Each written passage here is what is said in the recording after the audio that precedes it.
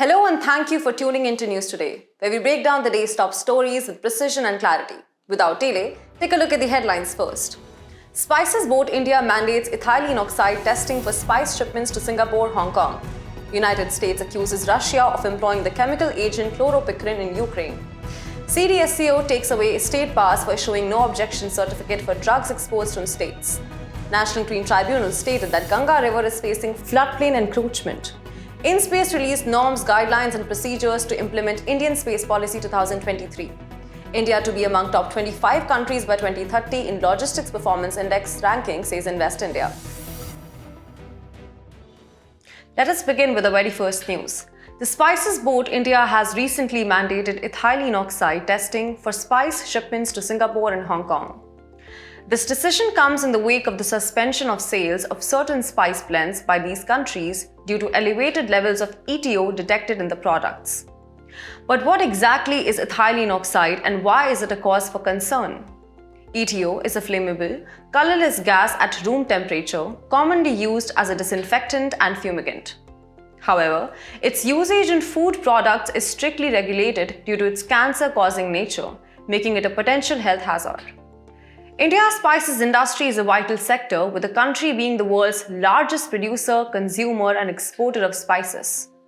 During the 2022-23 fiscal year, the export of spices stood at an impressive $3.73 billion, with major destinations being China, the USA, and Bangladesh. Remarkably, India produces about 75 of the 109 varieties of spices listed by the International Organization for Standardization. Chili, cumin, turmeric, ginger, and coriander make up a significant 76% of the total production. The largest spice-producing states in India are Madhya Pradesh, Rajasthan, Gujarat, Andhra Pradesh, Telangana, and Karnataka, among others.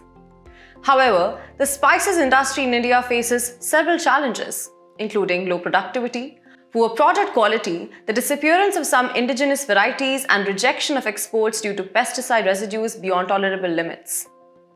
To address these challenges and promote exports, the Spices Board India has taken several initiatives. Notably, it has issued guidelines on preventing ETO contamination in spice exports, aimed at ensuring compliance with international standards. Additionally, the Export Development and Promotion of Spices Program and the establishment of spices parks for common processing facilities are other initiatives aimed at boosting the industry's growth and competitiveness. Regarding the Spices Board India itself, it is an autonomous body constituted in 1987 under the Spices Board Act of 1986. Headquartered in Cochin, Kerala, the board is responsible for the export promotion of the 52 scheduled spices and the development of cardamom.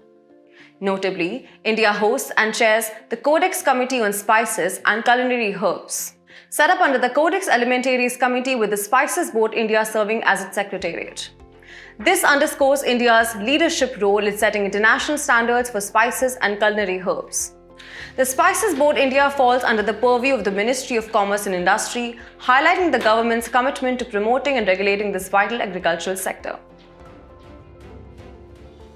In our next news, the United States accuses Russia of employing the chemical agent chloropicrine in Ukraine. Chloropicrine is a broad-spectrum fumigant chemical that can serve multiple purposes. It can act as an antimicrobial, fungicide, herbicide, insecticide, and nematicide. However, it also has a darker history as a chemical warfare agent. First employed as a poison gas during World War I by both Allied and Central Powers, chloropicrine is a colorless to yellow oily liquid that is highly volatile and gaseous at room temperature. Exposure to these can cause severe eye and skin irritation, respiratory issues, and induce vomiting in humans. So what are these chemical weapons? These are munitions and other devices which use the toxic effects of chemicals on living organisms to cause death or other harm. The use of such chemical munitions designed to inflict toxic harm is strictly regulated under international law. The Chemical Weapons Convention of the Organization for the Prohibition of Chemical Weapons, enacted in 1997, prohibits the development, production, stockpiling, and use of chemical weapons and monitors its elimination in order to secure a chemical weapons-free world. India is also a signatory and part of CWC and enacted Chemical Weapons Convention Act 2000. An earlier Geneva Protocol in 1925 had also banned chemical and biological weapons on the battlefield.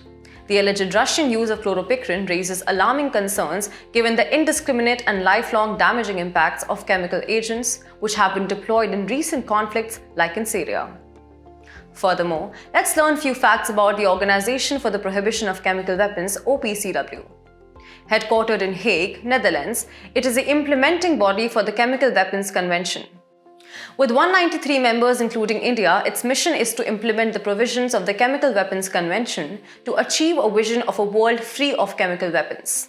In 2013, it was awarded the Nobel Prize for Peace for its extensive efforts to eliminate chemical weapons. In our next news, CDSCO takes away state powers for issuing no objection certificate for drugs exports from states. Since 2018, export NOC and manufacturing license were granted by State Licensing Authority for manufacturing unapproved, banned or new drugs solely for export purposes. However, as per the recent notification, sole licensing authority will be Central Drug Standard Control Organization.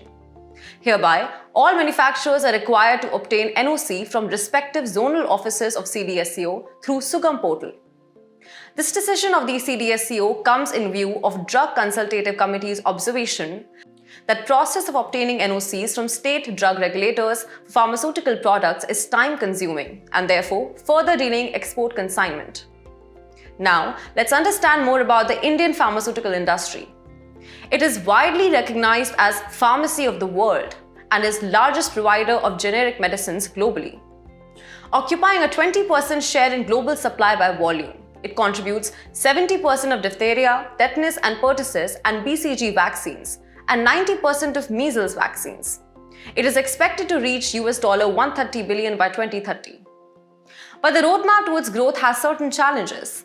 First and foremost, our dependence on China for active pharmaceutical ingredients poses a huge concern. The instances of contaminated drugs and cough syrups manufactured in India and low investments in research and development also needs to be addressed. To overcome these challenges, several initiatives have been taken to strengthen pharma industry. Schemes like Production-Linked Incentive (PLI) scheme for pharmaceuticals, promotion of bulk drug parks are causing some relief. Apart from this, strengthening a pharmaceutical industry scheme is also underway to further promote its growth. Wrapping up, take a quick glance at the specifics of CDSCO. Headquartered in New Delhi, it comes under the Ministry of Health and Family Welfare. It has 9 zonal offices and performs a regulatory function under Drugs and Cosmetics Act 1940 and Rules 1945. Its overall responsibility is approval of drugs, conduct of clinical trials, laying down standards for drugs and to have control over quality of imported drugs, etc. In our next news, the National Green Tribunal has raised concerns regarding the encroachment of the floodplains of the Ganga River. In 2017, the NGT took a crucial step by declaring an area of 100 meters from the edge of the Ganga between Haridwar and Unnao as a no-development zone. This order aimed to abate the encroachment and pollution of the revered river. The state governments were directed to demarcate floodplains and identify permissible and non-permissible activities within these zones. But what is floodplain zoning? Let us get to know about it. Floodplain zoning is recognized as an effective, non-structural measure for flood management. It aims to demarcate zones or areas likely to be affected by floods and specifies permissible developments within these zones to minimize damage caused by flooding. However, many states have expressed reservations about implementing floodplain zoning due to high population density, the non-availability of sufficient land for relocating people occupying floodplains, and other logistical challenges. To address this issue, several steps have been taken for floodplain zoning. One such step is the Model Bill for Floodplain Zoning of 1975, which envisages zoning of the floodplain of a river according to flood frequencies. States like Manipur, Rajasthan, Uttarakhand, and erstwhile state of Jammu and Kashmir have enacted legislation based on this model bill. Additionally, the National Mission for Clean Ganga has advised all states in the Ganga basin to demarcate the river's floodplains and remove encroachments from the floodplains of the Ganga and its tributaries. The National Disaster Management Authority (NDMA) has also issued guidelines about construction in floodplains. These guidelines provide specific recommendations based on the frequency of flooding in a particular area. For areas that experience flooding once in 100 years, the guidelines recommend giving preference to defense installation, public utilities like hospitals, electricity installations, and water supply facilities. In areas that floods once in 25 years, the guidelines suggest constructing public institutions, government offices, universities, and residential areas on columns or stilts to mitigate the impact of floods. Lastly, for areas that flood once in 10 years, the guidelines reserve these zones for green areas like parks and gardens, where the risk of damage is relatively lower. By implementing floodplain zoning and adhering to these guidelines, the Indian authorities aim to strike balance between development and environmental conservation. Moving on to the next news, InSpace released norms, guidelines, and procedures to implement Indian Space Policy 2023. Indian space policy seeks to institutionalize private sector participation in the space sector with the Indian Space Research Organization (ISRO), which will focus on research and development of advanced space technologies, and InSpace, which will focus on the development of space ecosystems in the country. This NGP complements government endeavors in providing a predictable regulatory regime and transparency and ease of doing business in the Indian space sector. Now, let's look at the provisions for authorization from InSpace. According to InSpace regulations, any entity carrying out space activities to, from, or within Indian territory, including its exclusive economic zone, requires authorization. Only Indian entities are eligible to directly apply for this authorization. Non-Indian entities desiring to conduct space activities in India must apply through an Indian entity. The activities requiring authorization span a wide scope, including the launch, operation, guidance, and re-entry of any space object. Furthermore, the process mandates operators to provide detailed information about their space objects for registration in India's National Registry. These provisions ensure regulatory oversight and transparency over all space operations under Indian jurisdiction. Wrapping up, take a quick glance at the specifics about Indian National Space Promotion and Authorization Center. Established in 2020, it is a single-window independent nodal agency that functions as an autonomous agency in the Department of Space. Its objective is to form space sector reforms to enable and facilitate the participation of private players. It is responsible to promote, enable, authorize, and supervise various space activities of non-governmental agencies. Additionally, it acts as an interface between ISRO and non-governmental entities. In our next news, India to be among top 25 countries by 2030 in Logistics Performance Index ranking, says Invest India. The index highlighted that the Indian logistics industry is on an upward trajectory, projected to grow from $250 billion in 2021 to $380 billion by 2025. However, India aims to reduce logistics costs from the current 13 to 14% of GDP to just 8 to 10% by the end of this decade. Logistics encompasses the entire supply chain from transportation and handling of goods between production and consumption points to storage, value addition, and elite services. Efficient logistics infrastructure comprises of ports, multimodal logistics parks, and warehouses. The advantages of a robust logistics sector are multifold. It ensures smooth and efficient supply chains, minimizes delays, reduces lead time, which is time taken to complete a supply chain process. It also fosters economic integration by improving connectivity between regions and markets. Additionally, it enhances competitiveness by lowering costs related to transportation, storage, and distribution. It also generates employment opportunities in transportation, warehousing, distribution, and related services. However, India's logistics landscape faces some hurdles, as there exists fragmented supply chain with numerous small and independent players. The complex regulatory framework and bureaucratic procedure hinders business operations as well. Another is the lack of qualified personnel proficient in supply chain management. Lastly, delays in shipments and increased costs due to lack of coordination between states also poses issues. To overcome these challenges, the government has launched several initiatives. The National Logistics Policy 2022 promotes seamless goods movement and improved competitiveness in domestic and global market. The multimodal logistics parks aims to improve the country's freight logistics sector by enabling efficient intermodal freight transport to lower overall freight cost and time.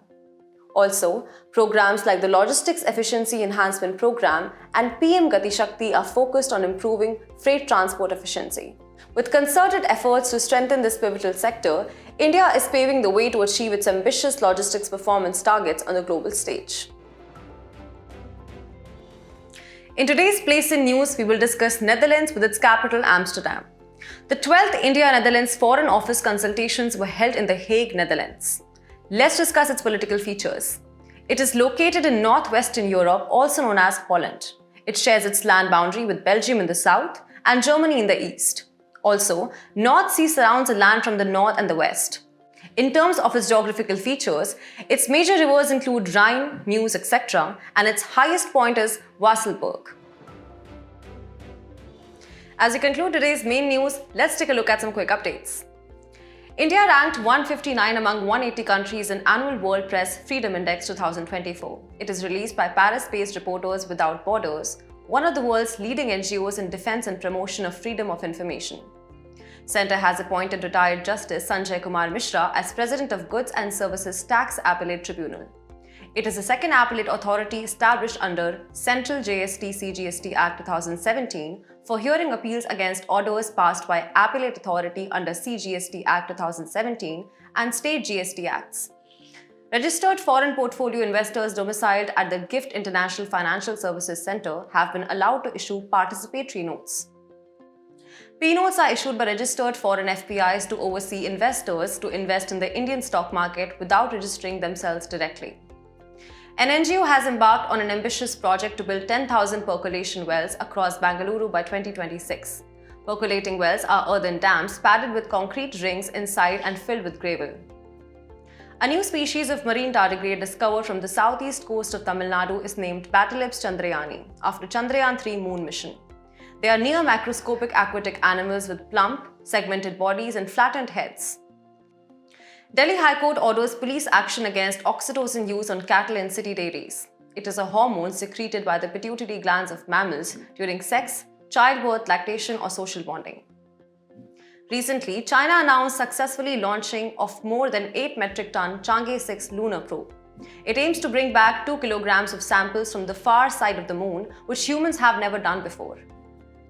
Inscriptions found at Sri Madhava Perumal temple, which has largely remained submerged by Bhavani Sagar Dam, revealed a 1,000-year-old trade route. The route connected the Kongu region in western Tamil Nadu with southern Karnataka and Kerala by crossing the river Bhavani and river Moyar.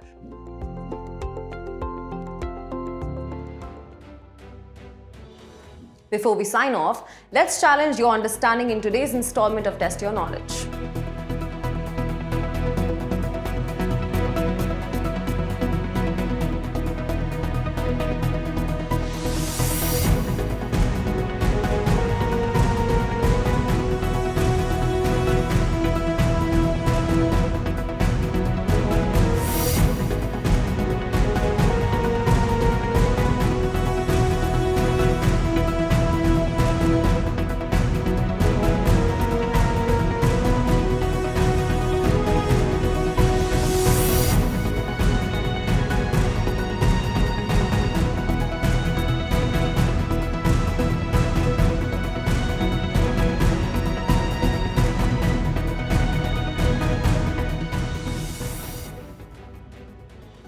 We appreciate your company. We hope you found this episode of News Today engaging.